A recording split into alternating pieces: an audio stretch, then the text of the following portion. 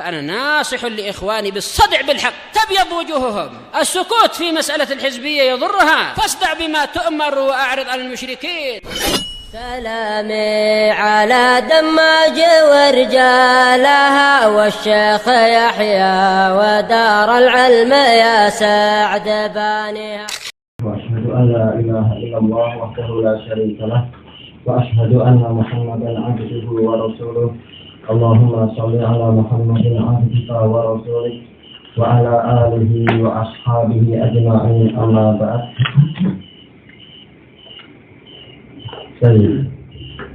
Sampai kepada ucapan sang penulis al-ayat.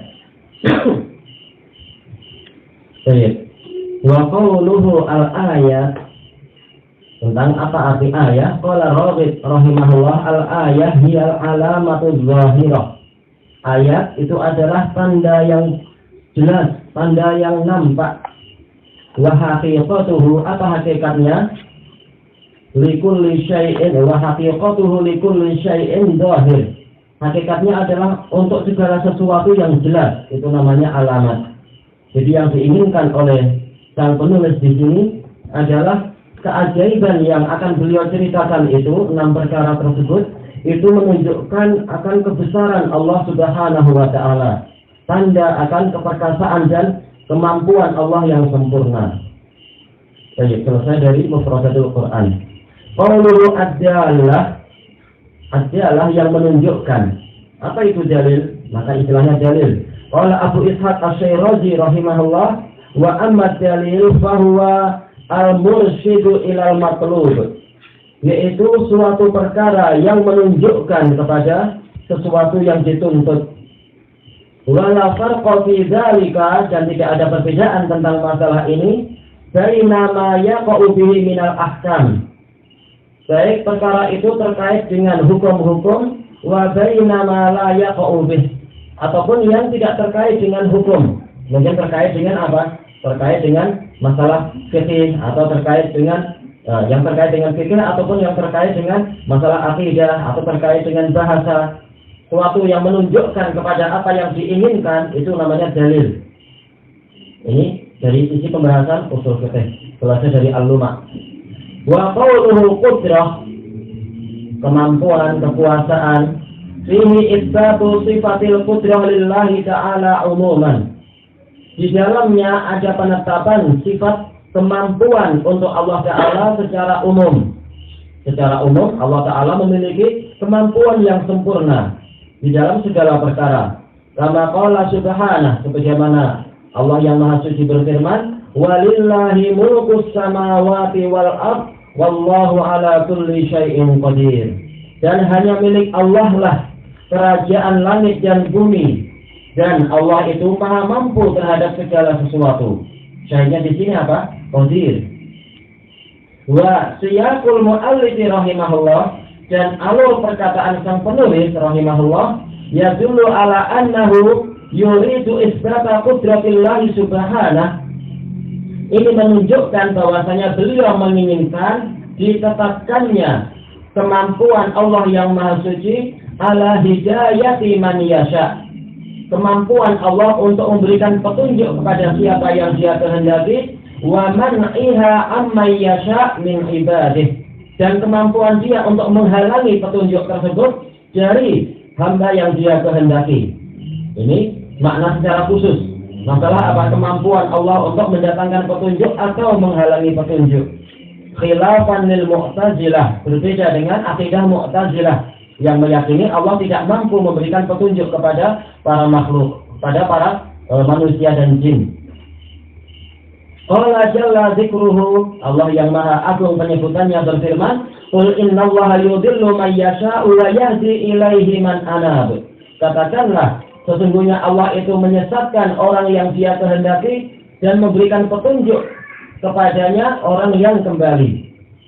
Jadi masalah petunjuk dan kesesatan itu di tangan Allah. Wa fi qawlihi al-Malik, tentang al-Malik, isbatu ismillahi ta'ala al-Malik. Di sini menunjukkan sang penulis menetapkan nama Allah al-Malik.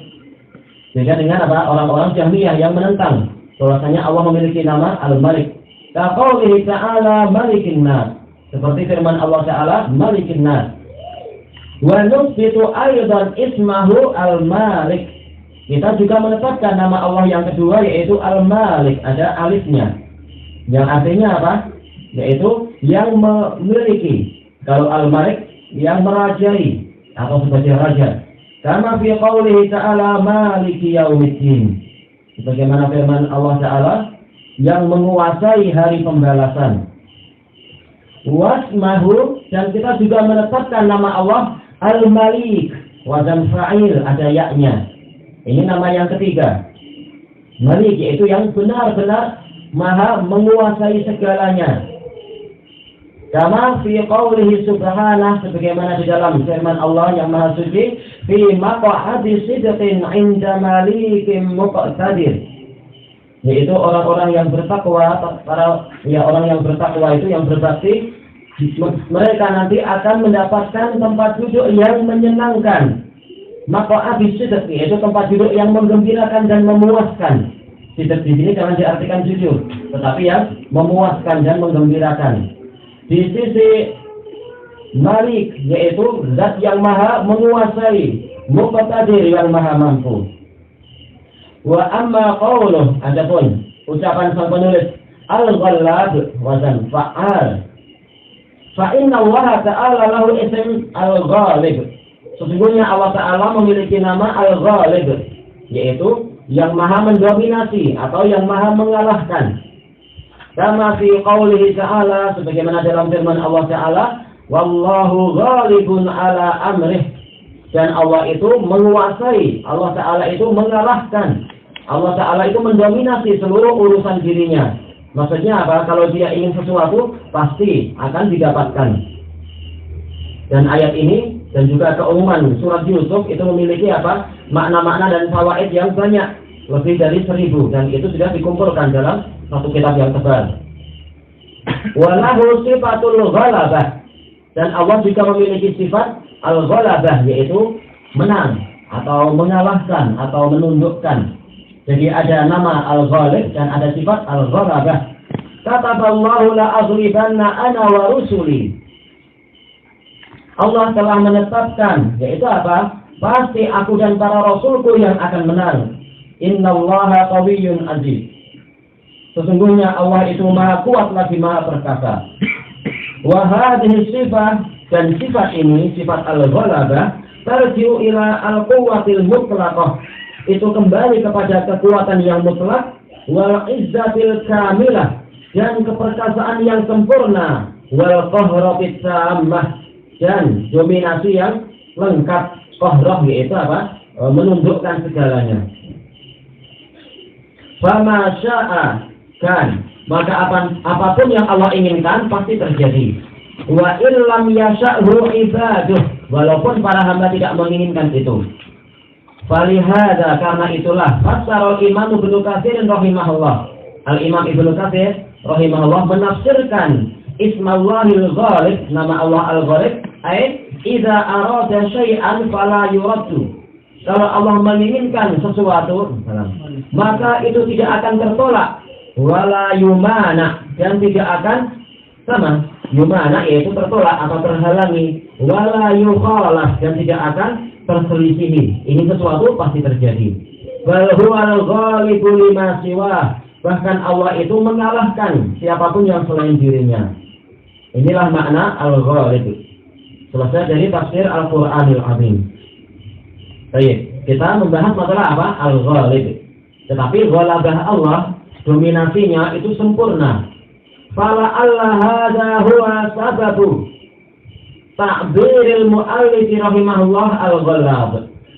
Barangkali inilah sebab sang penulis rahimahullah mengungkapkan dengan istilah al-ghalab. Kenapa tidak mengatakan al-ghalib, tetapi al-ghalab dalam bentuk apa? Sirah mubalaghah, menunjukkan makna yang lebih, makna yang sangat mendalam. Min ajli kamali ghalabatih, dikarenakan kesempurnaan dominasi Allah, kesempurnaan kemenangan Allah terhadap alam semesta. Tetapi apa? Walam yathbut dalilun ala annahu min asma'illahi ta'ala. Tetapi tidak pasti adanya dalil bahwasanya Al-Ghallab itu adalah termasuk dari nama Allah. Kalau Al-Ghalib, ya dalilnya sudah kita lewati. Untuk Al-Ghallab kita sama sekali tidak mendapatkan itu baik di dalam Al-Quran ataupun di dalam As-Sunnah yang sahihah. Tetapi apa? Wa amma babul ikhbar fa'ausa. Adapun bab pengabaran, pemberitaan itu luas.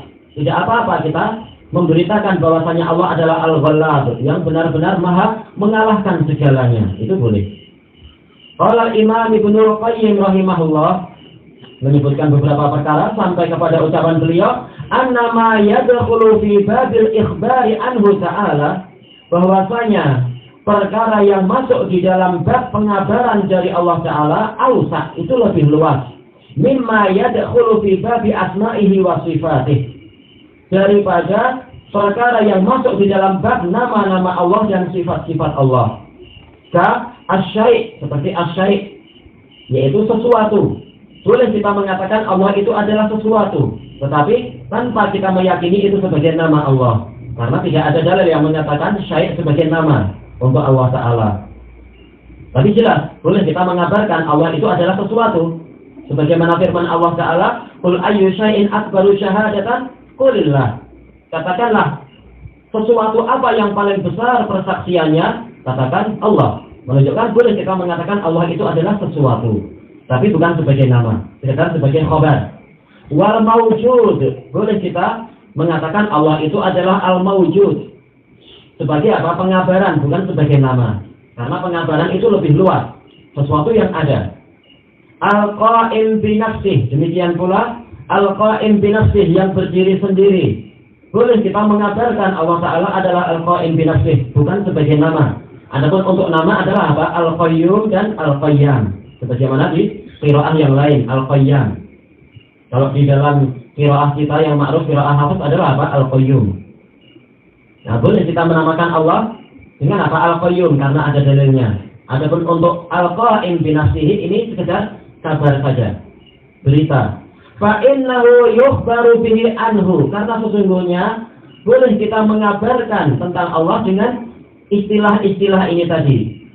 Wala yadkhulu fi asma'ihil husna, tetapi itu tidak masuk di dalam nama-nama Allah yang paling indah, wa sifatihil ulya, dan di dalam sifat-sifatnya yang tinggi, yang paling tinggi. Masalah apa? Masalah syai' dan yang lain-lain. Tentunya sifat wujud ada untuk Allah Ta'ala, sifat al-qiyam itu ada, tapi untuk nama tidak. Baik, selesai dari Bada'iul Fawaid. Wa qauluhu, dan ucapan sang penulis, satu usul, 6 prinsip. Memang kita sedang membahas satu persatu dari ucapan beliau yang kita rasa perlu untuk dibahas. Usul, fal usul jam'u asl. Usul, prinsip-prinsip itu jamak dari asal, prinsip atau dasar atau fondasi dan sebagainya. Sekarang aslun itu apa? Dikatakan usul fikih, usul tafsir, usul hadis. Usul itu apa sih? Wa huwa ma yubna alaihi ghairuh, yaitu suatu perkara yang dibangun di atasnya sesuatu yang lain, yaitu suatu perkara yang menjadi dasar perkara yang lain. Dia ada di dasarnya. Qalahul aktsarun, ini ucapan kebanyakan para ahli usul fikih. Wa qala ba'dhum, sebagian usuliyin yang lain mengatakan aslus syai', asal dari suatu perkara adalah ma yatafarra'u alaihi ghairuh, sesuatu yang bercabang darinya perkara yang lain, sesuatu yang menjadi pangkal percabangan. Inilah yang namanya asal. Seperti apa?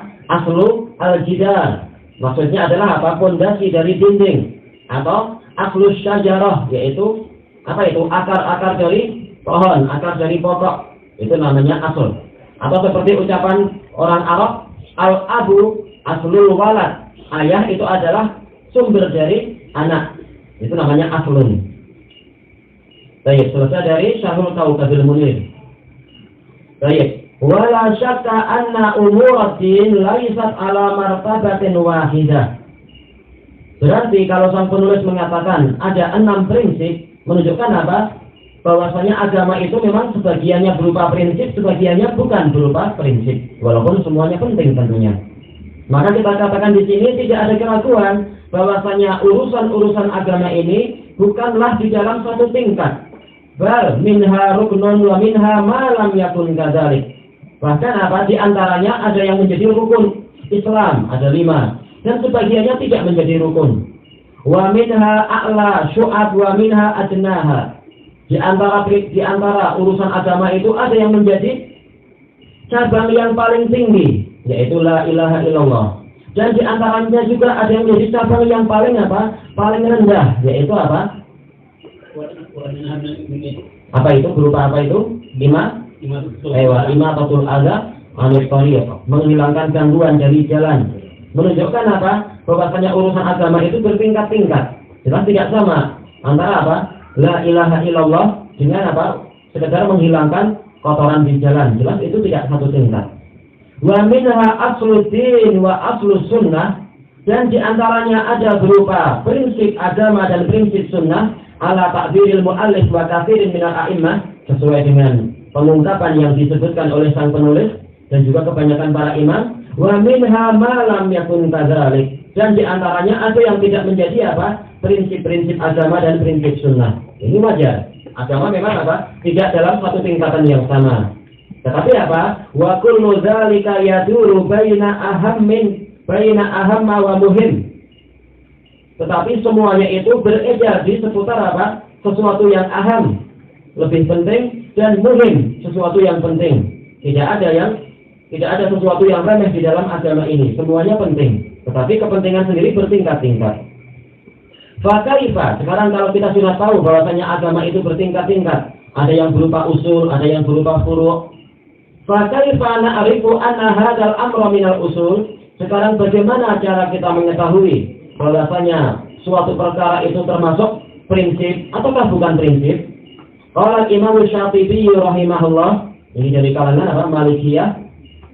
Fama azzamahu syara' fil ma'murat, maka perkara yang diagungkan oleh syariat di dalam perintah-perintah, fahuwa min usuliddin, maka ini termasuk dari prinsip-prinsip agama.